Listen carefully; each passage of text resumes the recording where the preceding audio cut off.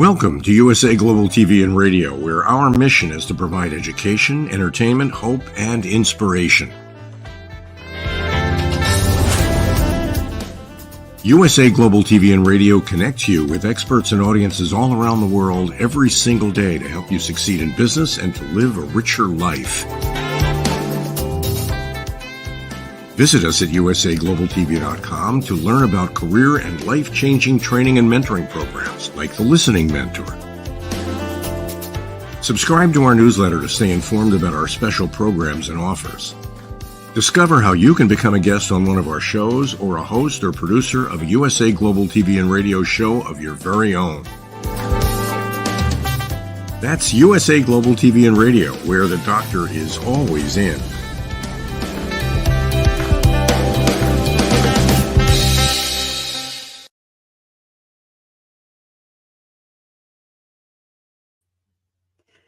Hello, USA Global TV and Radio. Welcome to those of you that has been here before, and welcome to our new viewers. It is lovely being here with you guys, and we are at present busy with Talking Heads. I am Mariska du Preez, and I will be taking you through the 3 steps to being a better leader and how we might start doing that in our own workplace. So to start us off, I thought I would dazzle you with some statistics because, well, I do know that our left-hand hemisphere has a tendency to override some of the other things that we think may or may not be relevant. So what are those statistics, you might be wondering? To start off with, Gallup, one of the leaders within strengths-based leadership, does quite a bit of research into leadership. And what they have found is that in organizations, the statistics show that 77% of organizations think leadership are lacking. So it makes it fairly important to us to be a better leader. They also found that of the people that they surveyed, 47% of them also see that we're going to have leadership shortage in the future. So not only are we lacking really good leaders at the moment, it is bound to get worse, it seems.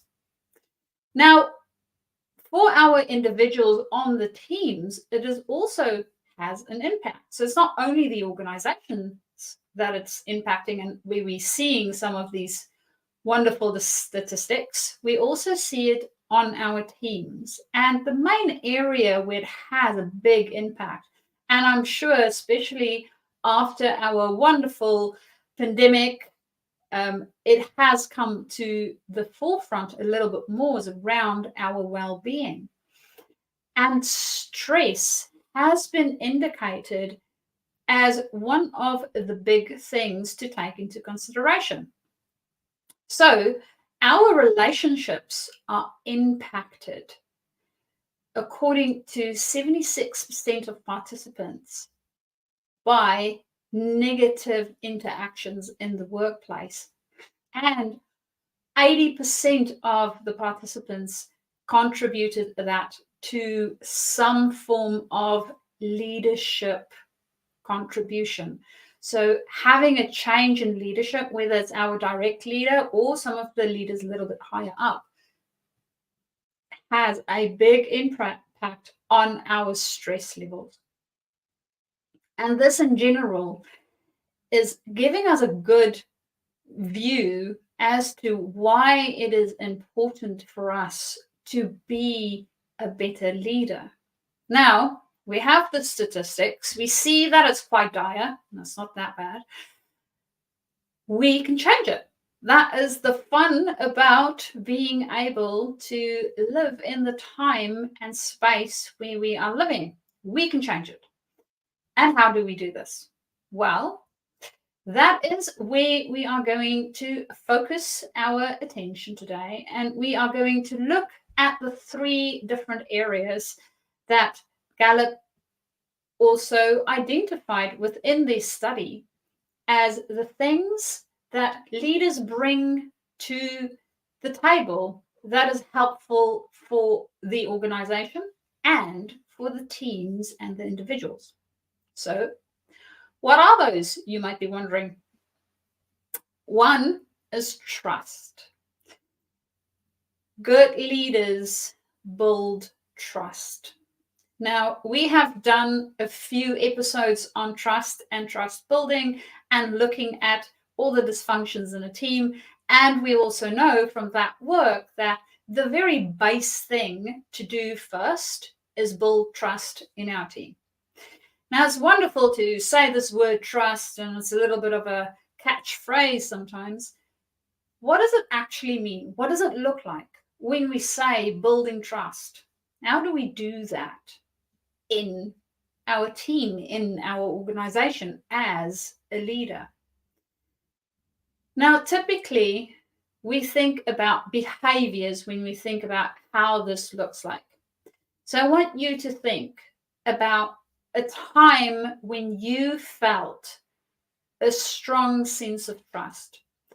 This might have been during work, or this might have been in a social setting with family, with friends, within your community space. Really think about a time when you trusted the person that was leading that group.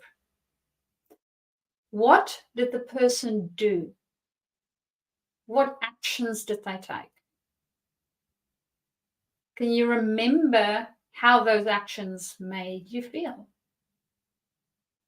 Now, I asked those exact same questions to some of my clients, and the things that came up was that they felt seen and heard and felt by their leader. How do we do this? So there are a few different ways that we can do this. And the things that typically comes up most is being listened to, number 1, and number 2, being asked. So the asking and the listening is sort of different sides to the same coin. Because when we ask a question, we invite a response, which also means that we are open to listening. Now, taking into consideration that when we ask a question, there's specific types of questions that's a little bit better in helping us to build trust than others. So types of questions that help us build trust are typically open. Types of questions that help us to build trust also might not necessarily start with why. And the reason why, a why question, not understanding our own why, but a why question to someone else, is a question that would be best left for specific occasions, is because when we hear a why question, what happens is we automatically go into defensive mode, which means what? We shut down, which does what to trust? Not build it. So we want to make sure that when we ask questions of our team, we make them as open as possible. Another thing within the question realm to take into consideration, and this links into the listening, is the fact that when we ask a question, what is it that we do with the information or the thing that's shared by that person? So when we ask our team, And unfortunately, I have also seen this in quite a few different organizations where they have heard about this thing around building trust and asking questions. And then they go and they ask their team questions. And they say, thank you for sharing all the ideas that you had. And they go off and they do whatever they wanted to do anyway. What then was the point of asking the question? And really think about, what does that do to trust? It's not building it, it's breaking it. Because I trusted that the other person would listen to what I have to share. I did not say that they need to take my idea, only consider it. And they didn't even do that. So understand, when we are asking questions and asking for input, that there is going to be some form of decision making. And yes, we don't always expect that you will use my idea or use the things that I come up with or the team comes up with. But having a consideration around the impact that it might have and how it influences the decision we make. Because showing how it influences the decision we make will help us to feel seen and heard and felt. This goes then to our next one, which is open communication. So within the open communication, I know most people will realize that, especially during times of change, we need to communicate, communicate, communicate. And open communication is always a skill that is very handy for any leader. So what does open communication look like?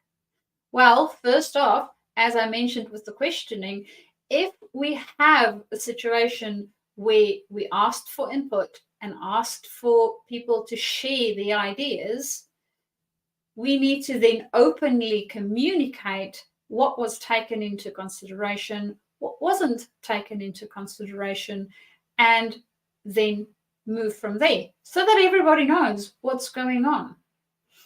We also live in a world that has continuous change, and everything feels like literally tomorrow it's going to be something different. And that can be very disconcerting for some. As human beings, we like a form of control. We like a form of constancy. And with the world as it is at the moment, we're not always experiencing that. So that's also our function as a leader, to help create a little bit of it. And by being open in our communication, that's how we do it. We cannot necessarily control all the market trends and all the different ins and outs and the turmoil that the business goes through, and mergers and acquisitions and all the rest of the things that happen. We can openly communicate. And if people can trust us to do that, it's a lot easier for them to say, you know what, I've got your back.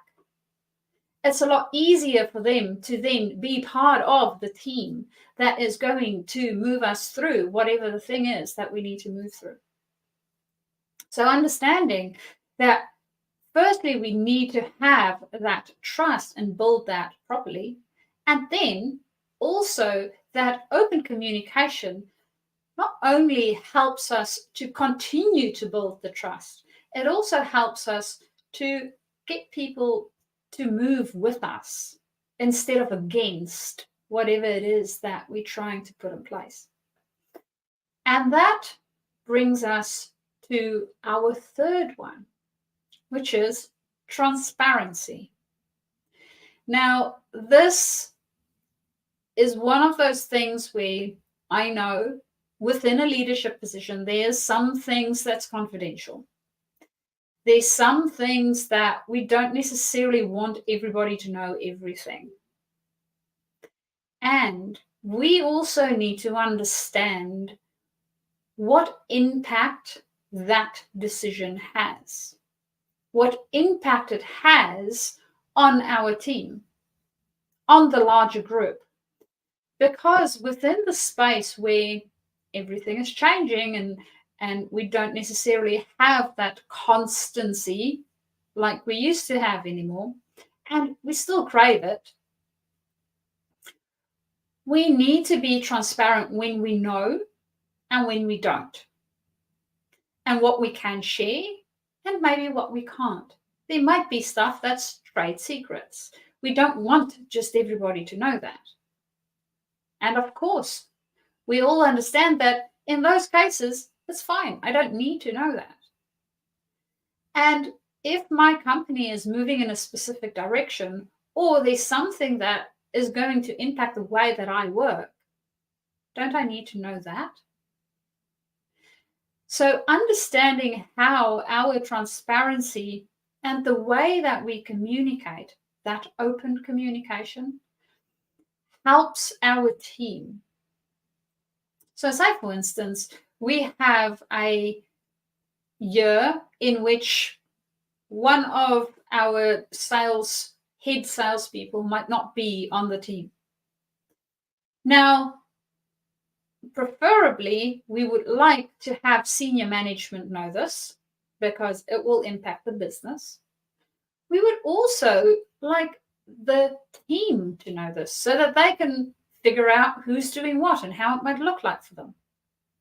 We also need that person's customers that they work with or the other stakeholders that they work with to know this, because that would impact them as well. So understanding the way that we need to transparently communicate and who is important within that communication and what that might look like. What can we share? What can't we share? And how that would benefit them. Because in our teams, when we are leaders, we get a lot of information. And one of the things that I typically found a little bit tricky while I was within that leadership space myself, I had a bit of a push and pull on what do I share with my team and what do I not share with my team. And the communication sometimes got forgotten because I had the information. So for me, it's easy. I have the information. I don't have to worry about it.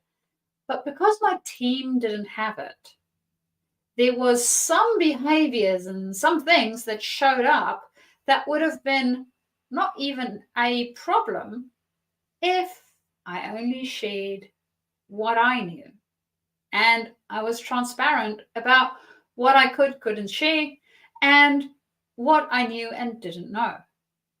So within our open communication, as well as our transparency, being honest at all times with ourselves and with our team makes it a lot easier. And I know, especially when we are new to leadership, we think we need to have all the answers.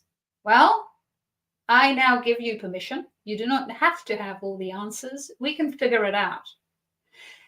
And we can only figure it out if we work together as a team. A few heads are always better than one. So, for us to be better leaders, we need to take into consideration that we need to build trust. And building trust is easiest done by understanding the people on our team. And we do this by asking questions and listening. Really listening to the person, not only the content that they share, but also the emotional undertones. Sometimes, especially when we are within a space where there's a lot of different movements and things happening, there's a lot of fear underneath.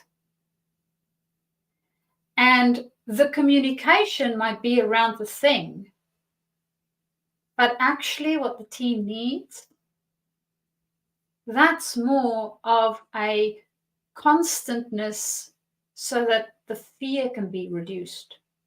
And as a leader, that's our function. It is our function to listen to not only the content that's shared, but also the underlying what's happening. How is this impacting my team? What is showing up? What emotions are they experiencing? And yes, I know, I work with a lot of engineers. Typically, we think that, well, there's no emotions to be had within the working environment. Well, that is another place where I've got news for you, but you do not put your emotions in a bottle and then store it in your cupboard back at home. They always come with you. Whether you are conscious of them or not, they are still there. And that's a good thing, because what they are little information signals. They give us an idea of what's going on in our environment and how it's impacting us and the way that we think about things. So they are good. They are giving us an indication of where we need to put our focus. And that goes for us as individuals as well as for our team.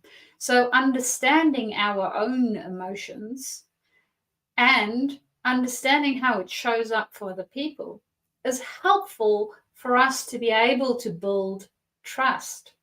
We get to see and hear, truly see and hear the person. Not only the content that they're sharing, but the whole human being that's in front of us. So I hope that now that you understand that building trust, having open conversations with open communication, and being transparent will help you to be a better leader and bring more of that into your workspace. I know it's not always easy, and a lot of the times we need to push through the fear as a leader ourselves. So being a leader, you also need to be just a tad brave. And I know you can be brave. So please bring your best self to work and invite others to do the same.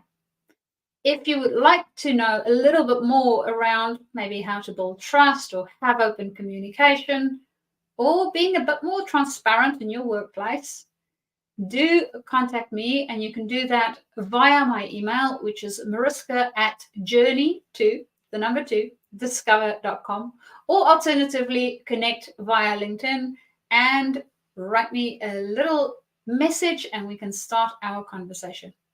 I would love to have a conversation with you, and I look forward to hopefully these statistics changing in the not too distant future, in order for us not only to have more leaders, but also better leaders for everybody to enjoy their work every day. Until next time, bye.